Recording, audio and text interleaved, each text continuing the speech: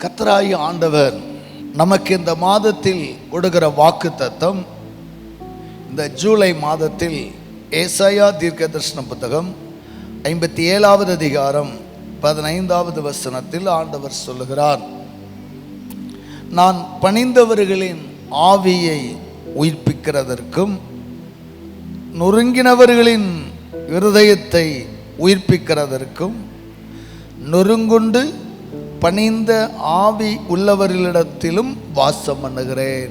அல்லேலூயா. ஆண்டவர் எங்கே வாசம் பண்ணுகிறாராம்? யாரிடத்தில் வாசம் பண்ணுகிறார்? சொல்லுங்க, யாரிடத்தில் வாசம் பண்ணுகிறார்? நொறுங்கினவர்களின், நொறுங்குண்ட பணிந்த, நொறுங்குண்டு பணிந்து வேண்டுகிற ஆவி உள்ளவர்களிடத்தில் வாசம் பண்ணுகிறார். அதுக்கு முன்னாடி ஒரு இடத்துல பிளேஸ்மெண்ட் தன்னை அறிவிக்கிறார். வாசம் பண்ணுகிற இடம் எந்த இடம் தெரியுமா? அதே அதிகார வசனத்தில் தான் ஆண்டவர் சொல்றார்ல, உன்னதமுமானவர் நித்திய வாசியும் பரிசுத்தர் என்கிற நாமம் உள்ளவராகிய மகத்துவமும் உன்னதமும் ஆனவர் சொல்லுகிறது, உன்னதத்திலும் பரிசுத்த ஸ்தலத்திலும் வாசம் பண்ணுகிற நான். எங்கே வாசம் பண்ணுகிறாராம்? உன்னதத்திலும். உன்னதன இது பரலோகத்தை குறிக்கிறது. பரிசுத்த ஸ்தலம் என்றால் என்ன? நாம் ஆராதிக்கிற, நாம் கூடி வருகிற அவருடைய திருச்சபை. விண்ணிலும் வாசம் செய்கிறேன், மண்ணிலும், இந்த பரிசுத்தவான்களின் ஆராதனை கூடாரத்தில் பரிசுத்த ஸ்தலத்திலும் வாசம் பண்ணுகிறேன். மூன்றாவதாக எங்கே வாசம் பண்ண விரும்புகிறாராம்? சொல்லுங்க, எங்கே வாசம் பண்ண விரும்புகிறார்? பணிந்தவர்கள், இருதயம் நொறுங்குண்டவர்களிடத்தில் வாசம் பண்ண விரும்புகிறார். அல்லேலூயா. அதனால தான் முதல்ல எங்கெல்லாம் இருக்கேங்கிறத சொல்றார். மூணாவது ஒரு இடத்தை தேடுகிறார். ஆண்டவராகிய தேவர் எப்படி விண்ணில் மகிமையாய் ஆராதனை கூடாரத்தின் மத்தியில் வீற்றிருந்தார். ஆனால் இந்த பூமி ஒழுங்கின்மையும் வெறுமையுமாய் இருந்தது. எனவே ஆண்டவர் இந்த பூமியை ஒழுங்குபடுத்துகிறார். ஒழுங்குபடுத்தி தாம் அசைவாடுவதற்காக, தாம் இந்த பூமியிலே ஒரு பரிசுத்த சந்ததியை உண்டாக்க வேண்டும் என்பதற்காக, அந்த பரிசுத்த சந்ததி தன்னை ஆராதிக்க வேண்டும் என்பதற்காக ஒரு ஆதாமையும் ஏவாளை படைத்தான். அல்லேலூயா. வேலை வெட்டி இல்லாமல் படைக்கல.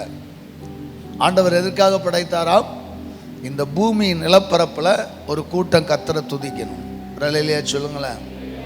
விண்ணிலும் ஒரு துதி ஆராதனை இருக்கு. சேராபீன்கள் துதிக்கிறாங்க, சேனைகளின் கர்த்தர் பரிசுத்தர் பரிசுத்தர்னு. அந்த ஆராதனை கூடாரத்தில் இருந்துட்டு போயிருக்கலாம். ஆனால் அவருக்கு ஒரு ஆசை, அந்த பூமியை பார்க்குறார், இது ஒழுங்கின்மை வெறுமையுமா இருக்குது, இதை சரி பண்ணி இங்கே ஒரு குடியேற்றத்தை உண்டாக்க வேண்டும் என்று ஆண்டவர் கிரியை செய்தார். இன்றைக்கி மனுஷன் இங்கே இருந்துக்கிட்டு அவன் சந்திரனில் போய் குடியிருப்பு வைக்கலான்னு ஆசைப்படுறான். செவ்வாய் கிரகத்துக்கு போகலாமா, புதன் கிரகத்துக்கு போகலாமான்னு சொல்லி நம்மகிட்ட சீயக்காவுக்கும் சோப்புக்கும் வாங்குகிற எல்லாத்துலேயும் ஜிஎஸ்டி 10 ரூபா 20 ரூபா பிடுங்கி பிடுங்கி பிடுங்கி கோடியை சேர்த்து சும்மா அங்கே கொண்டு என்ன பண்ணுறான், துட்டை கொடுத்து செலவு பண்ணிகிட்டு இருக்கிறாங்க. ஒருவேளை விஞ்ஞானம் பெருகிற்று என்று சொன்னாலும் கூட தேவனுக்கு பிரியமில்லாத விஞ்ஞானங்கள் எக்காலத்தில் அங்கே கொண்டு மனுஷனை குடியிருக்க வைக்க முடியாது. ஒருவேளை தொட்டு பார்த்துட்டு வரலாம். ஆனால் ஆண்டவர் அதை செய்தார். இந்த பூமியின் நிலப்பரப்பை சரி செய்து இந்த பூமியில் ஒரு பரிசுத்த சந்ததியை உண்டாக்கினார். இந்த பரிசுத்த சந்ததி தேவனுக்கு எதிரான பாவத்தை செய்தார்கள்.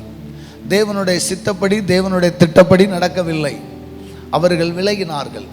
ஆகிலும் ஆண்டவர் அவர்களை சரி செய்து கொண்டே இருக்கிறார். ஏனென்றால் நாம் எல்லோரும் யாருடைய சாயலால் படைக்கப்பட்டோம்?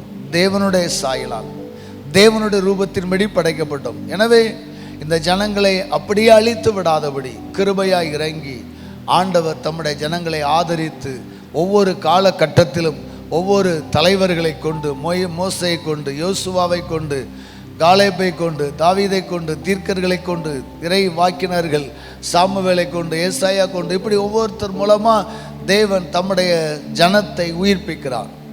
அல்லேலூயா. உயிர்ப்பித்து இந்த பரிசுத்த ஸ்தலத்தில், பரிசுத்த ஆலயத்தில் வாசம் பண்ணுறார். அடுத்த ஆண்டவர் சொல்கிறாரு, சரி நான் விண்ணில் வாசம் பண்ணுகிறேன், இந்த மண்ணிலும் வாசம் பண்ணுகிறேன். மூன்றாவதாக எங்கே வாசம் பண்ண விரும்புகிறாராம்? சொல்லுங்க, எங்கே வாசம் பண்ண விரும்புகிறார்?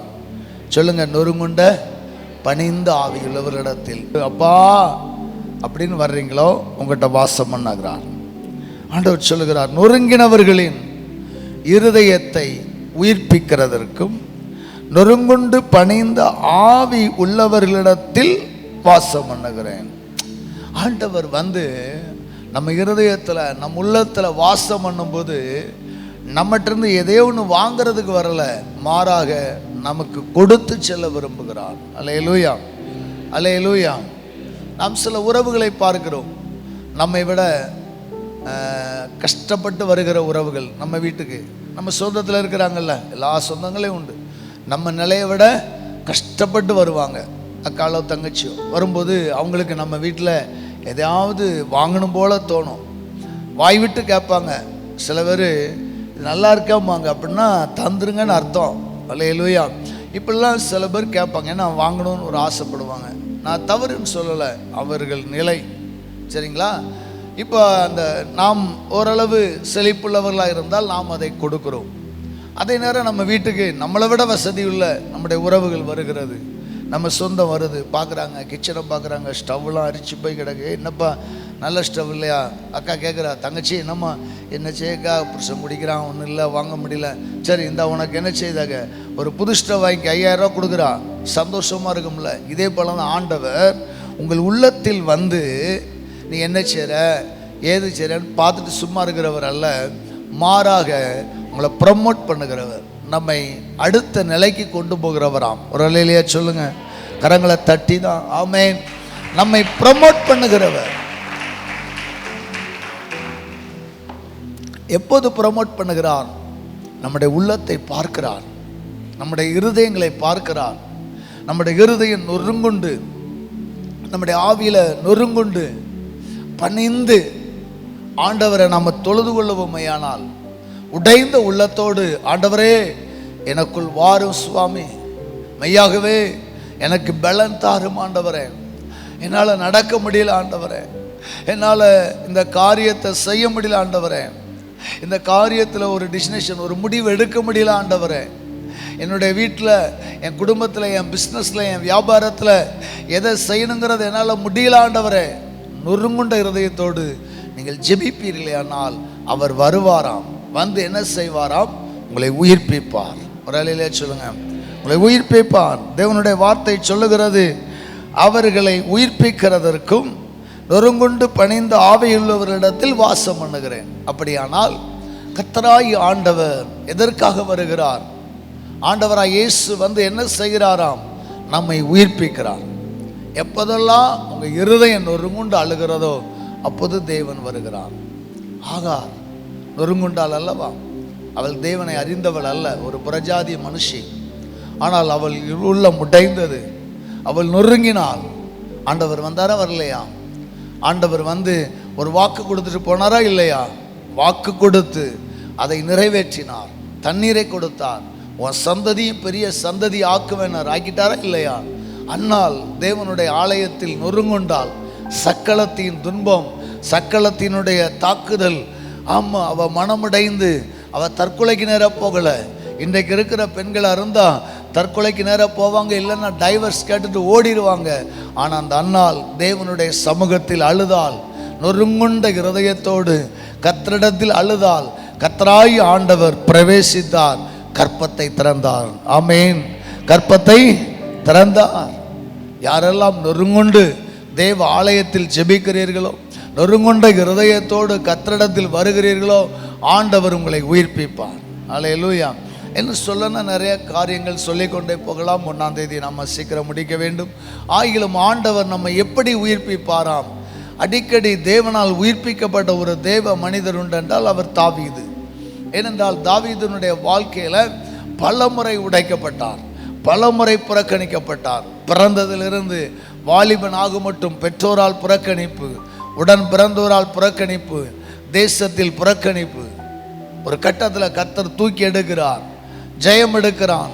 ஆனாலும் மறுபடியும் சவுல் ராஜாவால் புறக்கணிப்பு, சவுல் ராஜாவால் எதிர்ப்பு, மரண கட்டுகள், மரண பயங்கள், மரணத்திற்கு பயந்து ஓடினான்.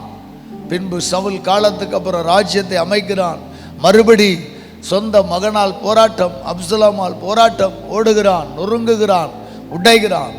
இப்படி தாவீதுனுடைய லைஃப்பில் உடஞ்ச மாதிரி நம்ம யாரும் உடஞ்சிருக்க மாட்டோம். அதனால் தாவீது ஒரு 3 ஐடியா சொல்கிறாரு, எப்போதெல்லாம் தேவன் நம்மை உயிர்ப்பிப்பார். வாசிக்கலாமா? 3 காரியம். சங்கீதம் 119:25 வசனம். என் ஆத்துமா மண்ணோடு ஒட்டி கொண்டிருக்கிறது, உமது வசனத்தின்படி என்னை உயிர்ப்பியும். என் ஆத்துமா மண்ணோடு ஒட்டி கொண்டிருக்கிறது. என் ஆத்துமா மண்ணோடு ஒட்டி கொண்டிருக்கிறது. எவ்வளவு கஷ்டம் தெரியுமா? ஆத்துமா மண்ணுக்குள்ளே போகுமா அப்படின்னா என்ன அர்த்தம்? சில நேரங்கள்லாம் சில பெண்கள் ஆண்கள் துயரப்படும்போது தலையில் மண்ணள்ளி போட்டு அடித்து அழுவாங்க. தலையில் மண்ணள்ளி போடுறாங்கன்னா அதனுடைய மண் தலையில் மட்டும் இல்லை, இருதயத்தில் படுகிறது. இருதயம் நொறுங்குண்டதுனால தான் தலையில் மண்ணள்ளி போடுறாங்க.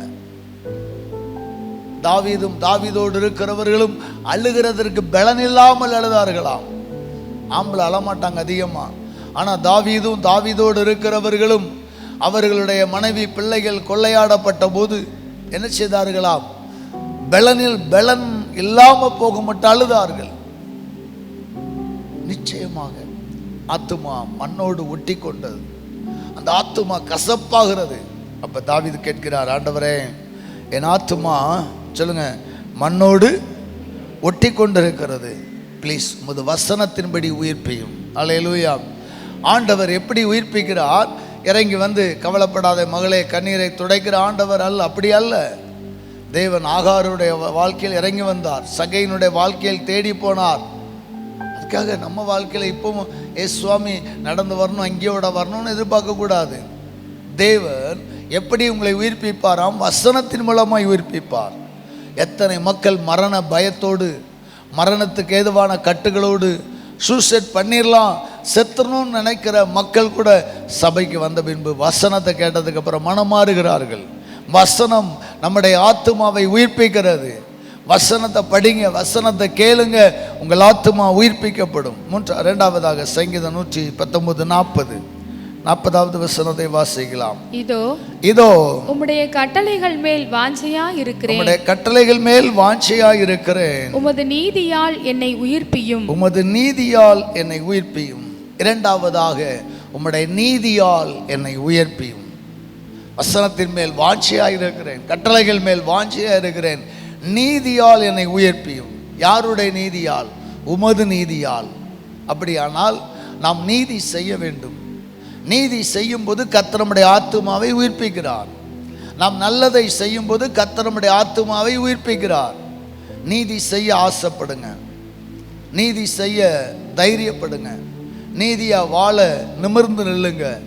இந்த உலகத்தில் நம்ம பாவம் செய்தால் தான் குனியணும், பாவம் செய்தால் தான் அஞ்சணும். மடியில் கணம் இருந்தால் வழியில் பயம் இருக்குமாங்க. நம்ம மடியில் கணம் இல்லை, வழியில் பயம் இல்லை, பரிசுத்தமாக இருக்கிறோம். நீதியாக இருங்க, உங்கள் ஆண்டவர் தைரியப்படுத்தி கொண்டே இருப்பார். 3வதாக 88வது வசனம், அதே அதிகாரம் 88வது வசனத்தை வாசித்து, உமது கிருபையின்படியே, உமது கிருபையின்படியே என்னை உயிர்ப்பியும், என்னை உயிர்ப்பியும். பணிந்தவர்களின் ஆவியை, நொறுங்குண்டவர்களின் ஆவியை கர்த்தராகிய ஆண்டவர் எப்படி உயிர்ப்பிக்கிறாராம்? கிருபையின்படியே. கிருபையின்படியே. ஒருவேளை ஆண்டவரே நீங்கள் விரும்புகிற பரிசுத்த என்கிட்ட இல்லாமல் இருக்கலாம்ப்பா, சொல்லுங்க. நீங்கள் விரும்புகிற ஜெபம் என்கிட்ட இல்லாமல் இருக்கலாம், ஆனாலும் ப்ளீஸ் கிருபையாக இறங்கும் ஆண்டவரே. அதுதான் உயிர்ப்பிப்பு. நம்முடைய நீதியினால் மட்டும் உயிர்ப்பிப்பு அல்ல. நம்ம நீதி செய்கிறதுனால மட்டும் கர்த்தருடைய ஆவியானவர் நம்முடைய வாழ்க்கையை உயிர்ப்பிக்க மாட்டாராம். ஒருவேளை உங்கள் நீதி குறைவாக இருக்கலாம், உங்கள் ஜெபம் குறைவாக இருக்கலாம், நீங்கள் ஆண்டவருக்கு கொடுக்கறதுல குறைவுள்ளவர்களாக இருக்கலாம், ஊழியம் செய்கிறதுல குறைவுள்ளவர்களாக இருக்கலாம், தப்பில்லை. ஆனால் நீங்கள் நொறுக்கப்படுகிற நேரம் வரும்போது, உடைக்கப்படுகிற நேரம் வரும்போது, ஐயோ நான் சர்ச்சுக்கு ஒழுங்காக போகலையே, கர்த்தர் ஜெபத்தை கேட்பாரான்னு நினச்சிடாதீங்க. ஐயோ நான் சரியா தசோபாவமே கொடுக்காம இருக்கேன், என் ஜெபத்தை ஆண்டவர் கேட்பாரோ நினச்சி பயந்துடாதீங்க. வேதம் சொல்லுகிறது கிருபையின்படி உயிர்ப்பிக்கிற ஆண்டவர். ஒருவேளை நீ பின்மாற்ற அடைந்திருந்தா கூட, ஒருவேளை நீ பின்வாங்கி போனா கூட, கர்த்தரை நினைச்சு பாரு, ஆண்டவர் கிருபையாய் உயிர்ப்பிப்பார். ஆமென். பேதுரு பின்வாங்கி போனான், நினைவு கூர்ந்தான், கர்த்தராகிய ஆண்டவர் உயிர்ப்பித்தார். ஆனால் யூதாசோ ஐயோ அவனும் பின்வாங்கி போனான், பாவம் செய்தான், காட்டி கொடுத்தான். ஐயோ நீதி இல்லையே, நான் குற்றமில்லாத இரத்தத்தை காட்டி கொடுத்தேனே என்று சொல்லி தனக்குள்ளே ஆண்டவரின் உயிர்ப்பிப்புக்காக காத்திராமல் தேவனுடைய கிருபைக்கு காத்திராமல் தவறான முடிவெடுத்தான். ஒருவேளை இது தேவ திட்டமாக இருக்கலாம், தெய்வ திட்டம் அதுதான். ஆனாலும் கூட சில நேரங்களில் நீங்கள் ஆண்டவருடைய அன்பை விட்டு விலகினால் கூட, ஆண்டவர் சமூகத்துக்கு இந்த ஞாயிற்றுக்கிழமை வர முடியாட்டா கூட, ஆண்டவர் என்னை அழிச்சிருவார் நினைக்காதீங்க, இறங்குவார் கிருபையின்படி. நொறுங்குண்ட ஆவியுள்ளவர்களிடத்திலும் பணிந்தவர்களிடத்திலும் நான் உயிர்ப்பிக்கிற ஆவியானவராய் இறங்கி வருகிறேன் என்று சொன்னீரப்பா. நான் உன்னதத்திலும் வாசம் பண்ணுகிறேன், பரிசுத்த ஸ்தலத்திலும் வாசம் பண்ணுகிறேன். மூன்றாவதாக, யாரெல்லாம் நொறுங்குண்ட இருதயத்தோடு கண்ணீரோடு இடத்தில் திரும்புகிறார்களோ அவர்களிடத்திலும் வாசம் பண்ணுகிறேன் என்று சொன்ன ஆண்டவர் இந்த காலை வேளையில் எங்களிடத்திலே வாசம் பண்ணும், எங்களை உயிர்ப்பியும், எங்கள் குடும்பங்களை உயிர்ப்பியும், எங்கள் குடும்பத்தில் பின்மாற்றமுள்ள பிள்ளைகளை உயிர்ப்பியும், எங்கள் சபையில் பின்மாற்றமுள்ள பிள்ளைகளை உயிர்ப்பியும், எங்கள் சபையில் ஆண்டவரை விசுவாச குறைவுள்ள மக்களை உயிர்ப்பியும், பரிசுத்தத்தில் குறைவுள்ள மக்களை உயிர்ப்பியும், கிருபைகளை இழந்து விடாதபடி கிருபையினால் உம்முடைய ஜீவனை பெற்றுக் கொள்கிறோம். இயேசுவின் நாமத்தில் பிதாவே.